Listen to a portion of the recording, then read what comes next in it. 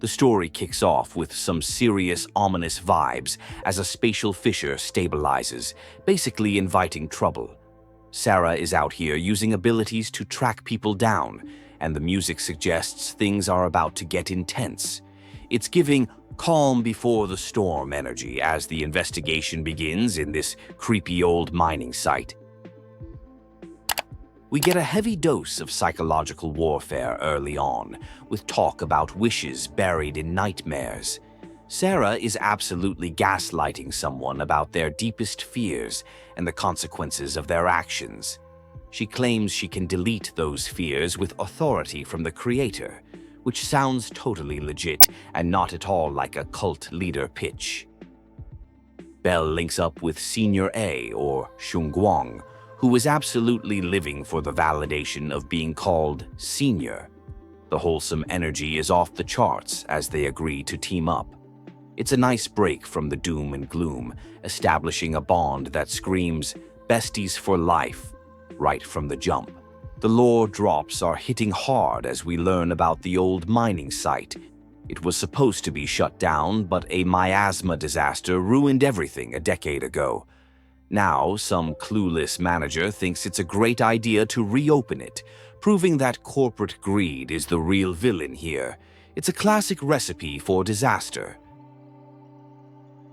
Fairy, the AI assistant, enters the chat with some serious sass and utility. She's basically the ultimate life hack, managing data and throwing shade at her master's questionable decisions. She offers to spill the tea on the master's secrets, which is hilarious, but Shunguang politely declines, wanting to keep the mystery alive.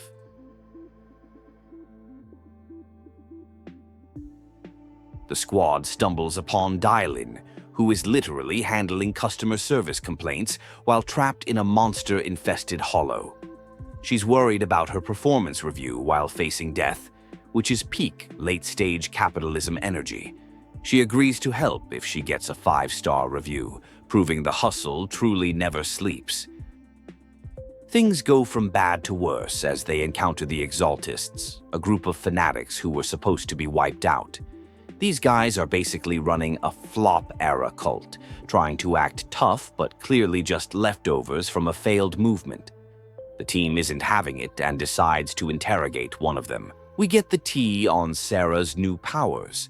Apparently, she's been reverting sacrifices to their original state, which sounds miraculous but is definitely suspicious. The Exaltist describes it as return to the origin, and it's clear Sarah is leveling up in ways that are going to be a major problem for everyone involved. The rescue mission continues as they pull Ningchan out of the rubble. He tries to play it cool, but it's obvious he's hiding something. Dialin is still obsessed with getting a good review, turning a life-or-death situation into a transaction. The group dynamic is chaotic but effective, which is honestly the vibe we're here for. Banyue Shufu finally shows up like a boss to save the day, dropping wisdom bombs about martial arts and compassion.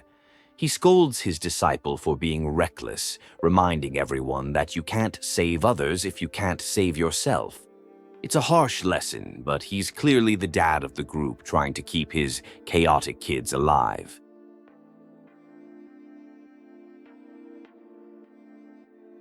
The plot thickens as Shunguang's sword case gets some attention. It turns out she's wielding the Qingming sword, a legendary weapon with some serious side effects. She reveals the case is a seal to protect her, but everyone is low-key stressed about it. It's the classic power comes at a price trope in full effect. Dialin and Senior Zhao have a cryptic conversation that exposes Banyue's dark past. They hint that he's actually a killing machine designed to suppress miasma. Dialin is playing 4D chess, using her customer service persona to mask her true agenda as a judge for Krampus. The Betrayal arc is loading. Shunguang and Belle finally clear the air, promising no more secrets. It's a wholesome pinky swear moment that cements their alliance. They decide to stop gatekeeping information and work together to find Senior Ya. The power of friendship is strong, but you know the writers are just setting us up for emotional damage later. Sarah delivers a villain monologue that is honestly kind of a slay in terms of drama. She talks about the creator reshaping order and ending suffering, which is code for, "I'm going to destroy the world to save it." She's fully committed to her delusion, believing that total emptiness is the only way to achieve peace. A flashback hits us with some heavy feels as we see an old man losing his home and collection to corporate goons. It's a heartbreaking look at how history and memories are bulldozed for progress. This seemingly random tragedy adds layers to the world's suffering and connects to the broader theme of loss. Shunguang opens up about her parents, who died in the mining disaster. It's a massive trauma dump that explains her motivation and connection to the place. She reveals they stayed to help miners, proving that heroism runs in the family. It's a tearjerker moment that raises the stakes for her personal journey.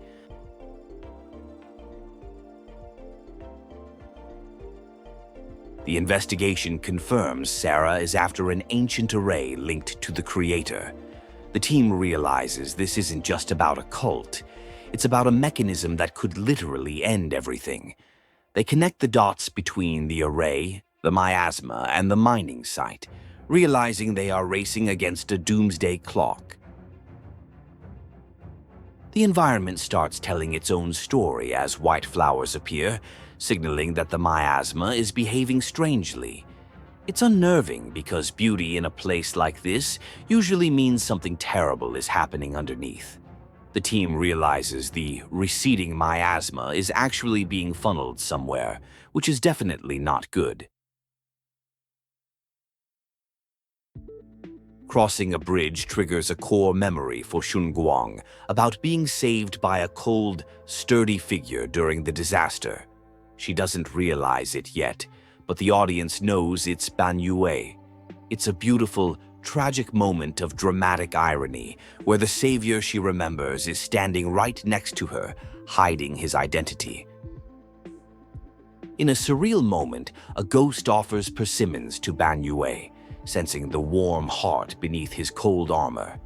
It's incredibly touching and validates Yue's humanity despite his mechanical nature. This scene hits right in the feels, showing that even in a place of death, kindness leaves a mark that lasts forever.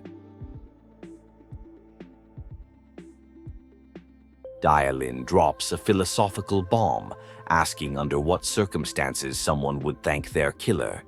It's a dark, probing question that hints at the complex morality of the story. She's clearly fishing for information about Yue's past, and the tension is palpable. It's giving detective mode with a side of existential dread. The team encounters strange sacrifices and hears the creator's voice, which is basically an eldritch horror trying to slide into their DMs. The creeping sense of being watched and the allure of the voice add a layer of psychological horror. It's clear this entity plays dirty, targeting their deepest insecurities.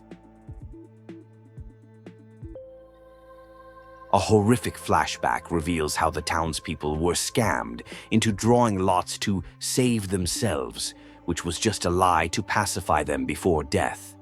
It exposes the cruelty of false hope and the desperation of the victims. Dialin's survival guilt is framed against this backdrop of betrayal and inevitable doom. Back in the present, the group decides to send Shunguang back for her safety, treating her like a fragile object. It's a well-meaning but frustrating move because we all know the protagonist never stays put. It sets up the classic breaking the rules to save the day trope that is inevitable in these stories. We get a breather episode vibe as the team visits a tea house. The detailed description of osmanthus cake is pure food porn, and it serves as a vehicle for nostalgia. Shunguang shows off her culinary knowledge, proving she's not just a fighter but a well-rounded character with hobbies and a past. Shunguang recalls her brother asking impossible moral questions when she was a kid. It's clear he was preparing her for the harsh reality of their world. These questions about sacrifice and choice highlight the burden of leadership and the impossible situations they are now facing. It's deep, philosophical, and slightly depressing. Dialin does some digging and finds out Sarah's backstory is full of holes, like a fake investigation squad that never existed. It confirms Sarah has been living a lie for years, driven by delusion. This intel makes Sarah less of a mastermind and more of a tragic figure caught in her own narrative.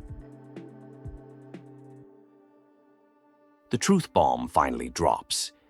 Yue is the Purge Unit Type 0, a machine that let people die because of algorithms. Dialin exposes him in the most brutal way possible, trying to force a confrontation. It's a caught in 4K moment that shatters the mentor image and forces everyone to reckon with his past sins. Shunguang finds a letter from her brother that looks like bait, but she decides to go anyway. She refuses to believe he would sacrifice himself or others, showing unwavering trust. It's a powerful moment of agency where she rejects the victim role and decides to take control of the narrative, regardless of the danger. The team has a wholesome dinner before everything goes to hell. It's the calm before the final battle trope, filled with laughter, good food, and bonding. It makes the impending tragedy hit harder because we see exactly what they have to lose. It's sweet, but you can feel the tension lingering underneath.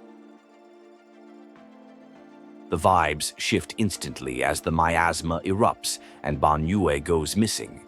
The peaceful interlude is over, and it's straight back to crisis mode. Shunguang steps up, declaring she won't be protected anymore. She's done being the damsel and is ready to throw hands to save her found family. Survivors report that Yue went into the array alone, dropping some Shakespearean lines about paying debts. He's going on a suicide mission to redeem himself, which is noble, but also incredibly frustrating for the people who love him. It's a classic self-sacrifice play that screams, "I need therapy, not death." Yue confronts Ningqian, who reveals he's been plotting revenge for 10 years because Yue didn't save his sister. It's a heartbreaking clash of guilt and grief. Ningqian wants to die with him, but Yue refuses to let him throw his life away. It's a messy, emotional confrontation where nobody really wins.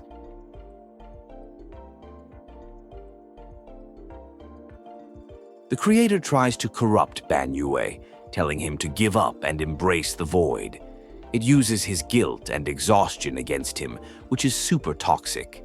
But Yue's stubbornness kicks in, and he refuses to yield, proving that his broken shell still holds an unbreakable will. It's an epic moment of mental fortitude. The squad arrives just in time to start wrecking the array's nodes. It's a race against the clock to stop the ritual and save Yue. The teamwork is on point as they split up to dismantle the trap.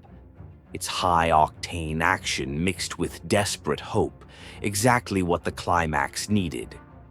A recording from the past reveals the truth. Shunguang's parents asked Yue to save the kids and leave them behind. They chose to sacrifice themselves so their children could live. This revelation changes everything, turning Yue from a cold calculator into the keeper of a sacred promise. It is absolutely devastating and beautiful. Shunguang forgives Yue, acknowledging him as the savior her parents trusted. She reframes his debt not as a life owed to the dead, but as a duty to live for them. It's a massive emotional breakthrough that heals the rift between them. Ningqian also realizes his hate was misplaced, ending his revenge arc. Just when we thought it was over, Sarah shows up and kidnaps Shunguang. She reveals the whole reunion was a setup to get the keys for the creator.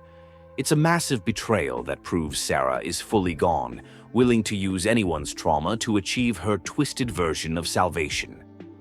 Sarah starts the ritual, summoning the creator with a creepy prayer. The atmosphere is terrifying as she offers up all the pain and suffering as fuel. The creator's descent is described in cosmic horror terms, signaling that the final boss has entered the server. It's do-or-die time for the heroes. Sarah starts to realize she might have played herself as the ritual consumes everything. She thought she was the main character, but the creator clearly doesn't care about her. It's a tragic end for a villain who was manipulated by her own desire for meaning. She walked into the fire thinking it was light. Shunguang's brother finally makes his move, revealing he was never truly controlled. He urges Shunguang to draw the sword and end it. It's the ultimate trust fall as she unleashes her power, breaking the cycle of fear. They combine their strength to delete the creator, proving their bond is stronger than any curse. Shunguang wakes up after the battle to find her brother gone again. He left a cryptic message and bounced, which is infuriating but consistent. The victory feels bittersweet because the reunion was cut short. It leaves a lingering mystery and sets up the next leg of their journey.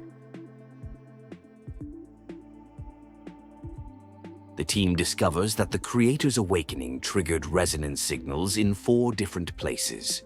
3 are known, but the 4th is a mystery. It suggests the creator was just one part of a larger global threat. The lore expands instantly, promising that the rabbit hole goes way deeper than they thought.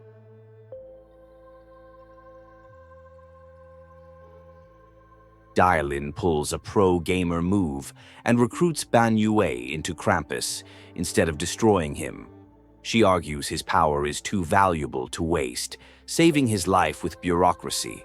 It's a cynical but effective way to give him a second chance. Banyu now has a new path to redemption, working for the shady organization.